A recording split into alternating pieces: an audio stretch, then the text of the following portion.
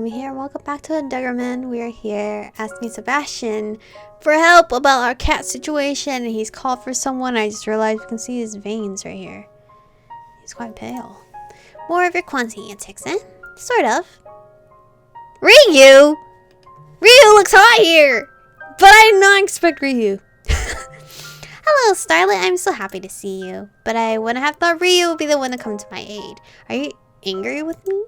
Of course I'm angry with you. This excursion isn't for your benefit, you know, but whatever. You will forgive me, won't you? I didn't start that fight on purpose. Can we just drop it? You know what? Let's just go. Great, lead the way. I'm not exactly thrilled that Ryu will need to come through my room, but what can I do? The alternative is a long, tedious drive from the business center, which would be even worse. I need to deal with these cats fast so I can get rid of the guy. Fortunately, luck is on my side today. Mom has already left for work. I don't know how I would have explained a guy being in my room. I mean, at least he's a hot guy. I point to the cats racing down the hallway. So here's the deal. See these cats? They all need to go to the clinic. Oh, the poor pussycats. Are all of them really sick? Ryu bends down to one of the cats and unceremoniously picks it up, which causes the poor animal to hiss and dig its claws into his shoulder. Why are you so mean? Completely oblivious to the poor thing scratching and growling, Ryu continues to stroke it. Would you leave him alone, please?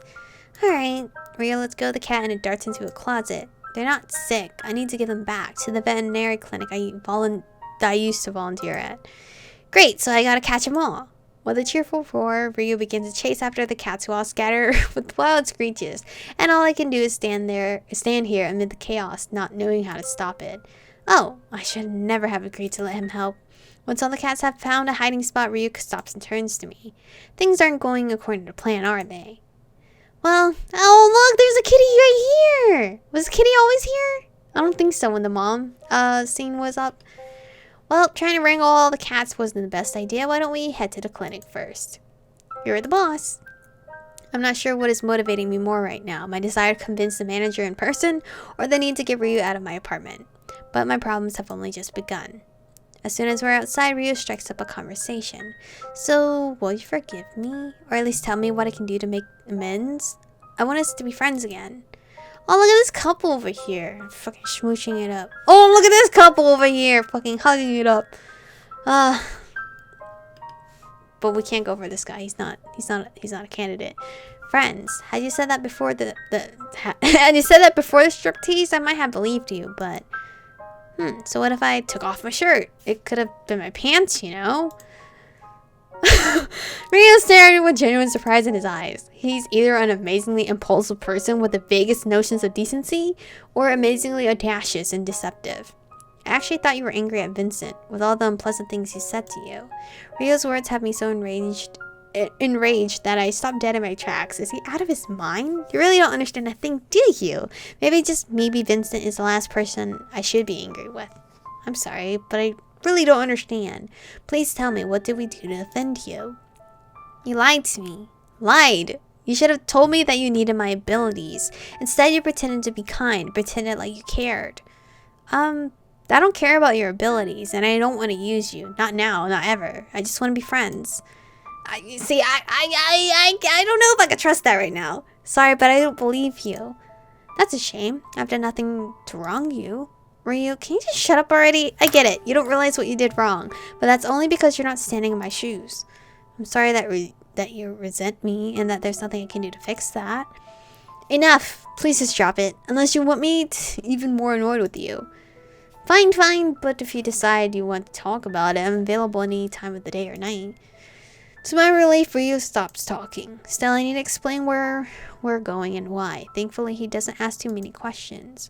We're now sitting in front of the veterinary clinic, and I don't even have a plan, which is bugging me. Is this our place?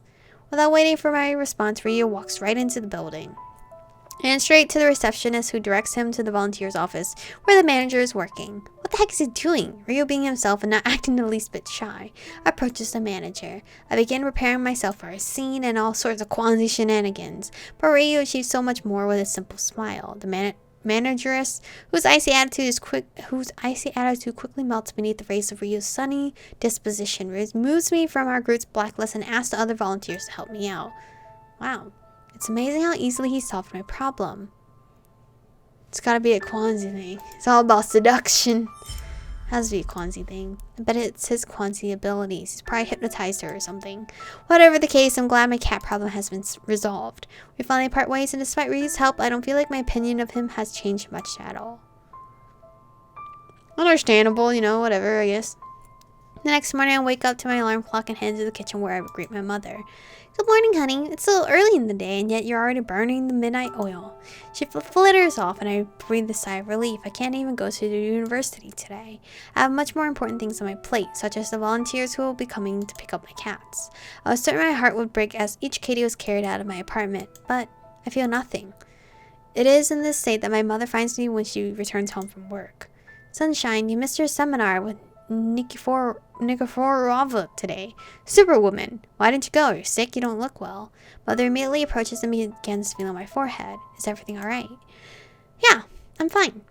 And that's the truth, because I finally understand everything. I had always gone with the flow and gave in to the whims of everyone who communicate with me, especially my mother. But now that I think about it, were any of my decisions really my own? If I had never met the Quanzis, would I have awoken from this slumbering life I've been living? No, nothing would have changed until I took my first painful step. Mother, I'm done with the university and all of the conferences and seminars. I need time to figure out who I am and what I want. And that means I can't listen to you anymore. Oof. Just as I had suspected, Mom is completely shell-shocked by the news, but she doesn't say anything. So I take the opportunity to escape to my room. If I give her a chance to talk, she'll just manipulate me into doing exactly what she wants, just as she always has. I don't want to be her little wind-up toy anymore. I'm done. Once I'm safely in my room and with no way to lock the door, I quickly barricade it with a dresser. I can't hear her voice again. If I do, I just know all of her manipulations will begin creeping back into my mind. So I toss on a pair of headphones and begin blasting music until my ears ache. I've had enough. I refuse to continue down the path my mother has paved for me. There's no place for her in my new life because she's an ordinary person. An ordinary person living an empty life, forcing me to do the same. I need to find my own way in this world. Yet despite being more sure of this decision than any I have made in my entire life, I'm crying. Mood. That's a mood. Crying. A few days after my strange quarrel with my mother, I returned to my senses a little. To my bewilderment, she has yet to contact me in any way at all. Has my first open rebellion truly routed her so? I have this sinking feeling that it isn't quite that simple, but I push my worries aside. I have no more than enough problems to worry about right now. The first of which is this new world I found myself in. I have so many questions I need answers, and I need to figure out which of the Quanzis will actually answer me and can be trusted. I want to go see Mark, but obviously he's not the option here. But I want to go with him anyway. Why am I thinking about Mark? I've only seen this guy once. I don't care. Unsure of how to find the Quanzi I'm looking for, I head to Sebastian's party room in the hopes that he'll direct me to him. Upon entering, I noticed something stirring amid the pillows and blankets, or should I say someone. Good morning, yeah? Uh-huh. Can you help me find Mark? I'm sorry, but he's currently occupied. That guy's always busy with something, which is probably why I have yet to see him once since the day we first met. Okay, fine, no means no, but at least Basty's free. Are you busy? It all depends. I need to talk to you. Alright. Except I sometimes drift in and out of conversation. Will that be a problem? Shouldn't be. Basty settles back down and stares at me expectantly. I want to learn more about the Quanzis and their abilities, and Mutarooms and the Automes. And can you help me? I'm not the best conversationalist, and I don't really like talking about those things. You better be off talking to someone else. I love how we're just constantly being shoved to somebody else. You're kind, I know you are, so please help me. Am I? Kind? Basti falls quiet as he ruminates over something. You don't know me. Basti, please talk to me. I don't know who else to ask, and please don't change the subject. Alright, fine, I'll try. What exactly do you want to know? The Quanzis, duh. Of course, the first thing I want to know is about who these Quanzis are, but I'm completely thrown off by his answer. They're damned people. Damned. But who? Basti raises his eyebrows expressively. Are you speaking metaphorically, or is there something else? Something else, perhaps. I doubt it's that simple, but if I prod him, maybe he'll be willing to elaborate. Besides, what choice do I have? Our abilities defined. Well, can Quansies choose their own abilities, or are they innate? Just like people, Quansies are gifted with abilities that correspond with their virtues or sins. Basti seems to be lost in thought. I'm about to ask him something else, but he stops me. I'm sorry, it's too difficult for me to talk about these things and I'm tired. I don't think I'll be getting any answers from this guy. It all sounds so strange though, and doesn't align at all with anything I've already been told. Desperate for answers, I return home and try typing Quansies, altas, and mutal rooms into search engines. But no matter how many terms I query or pages I flip through, I can't find anything at all. It's so strange. There has to be something there. Maybe I'm being naive, but I was sure that some of the Quansi secrets would have leaked to the internet by now. Nothing remains hidden in this day and age, but it seems they somehow have managed to pull it off, and are still stubbornly holding on to their secrets. But it doesn't matter, I don't have time to sit here and cry about it. Maybe they're watching me and deciding if I'm even worthy enough for the truth. Do I need to impress them now as well? Must I prove my inquisitiveness excuse me, and determination? If so, I need to absorb everything I can get my hands on, analyze every morsel of information whispered to me. Having gotten myself so pumped up, I head straight into the party room, which is actually a mutal room. That's something I didn't realize before. Damn it, this is all so confusing, but it's clearly the best place for me to begin my research. It's not long before I have the result of my first scientific investigation, although it's not quite what I was expecting. As I'm cleaning up, Basti stirs and begins to speak. I must have awoken him. But he doesn't seem at all bothered. Rather, he smiles and praises my enthusiasm before showing me to various other mutal rooms. After, with my spirit raised, I invited him into the kitchen for a spot of tea. Thank you for showing me around. This place feels much less like prison now. Basti responds with a muted grunt as he props his elbows up on the table so he can rest his heavy head in his hands.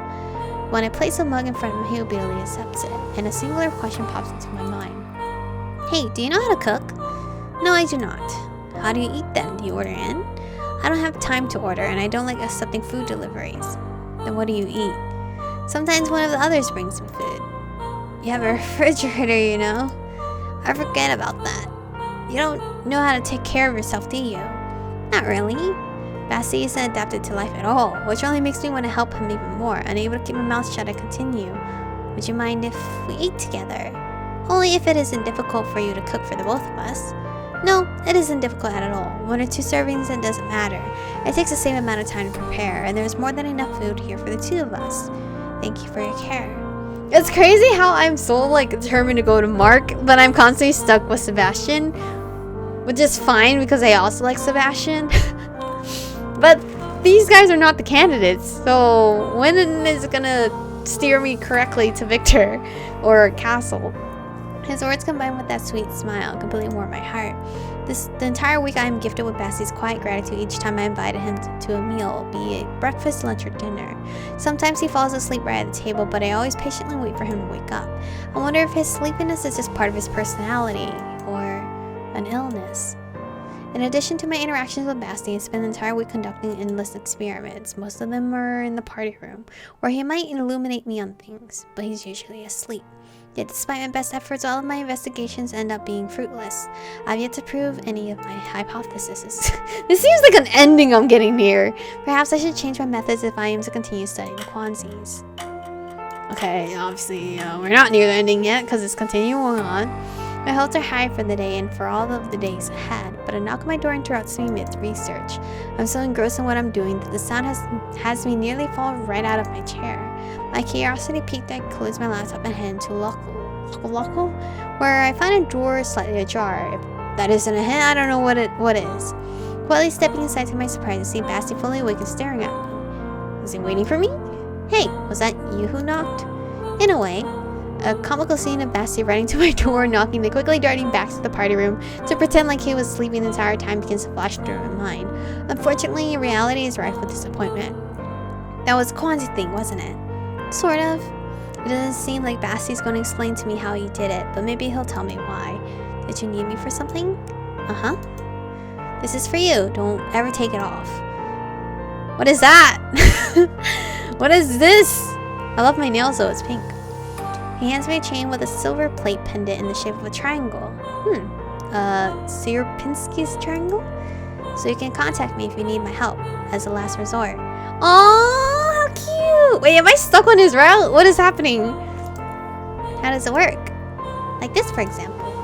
As his lips aren't moving, but I can clearly hear his voice as if he were inside my head. Is he a ventriloquist? Or is he reading my mind?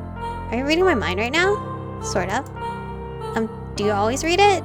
No, only when you speak to me, or when I speak to you. Oh, lovely. So one of them can see through my clothes and the other reads minds. This is a nightmare. There's no hiding anything from any of them, is there? He just said only if you talk to him or he talks to you. So he's not gonna... So he can't read your mind if you're not talking directly to him? That seems pretty cool.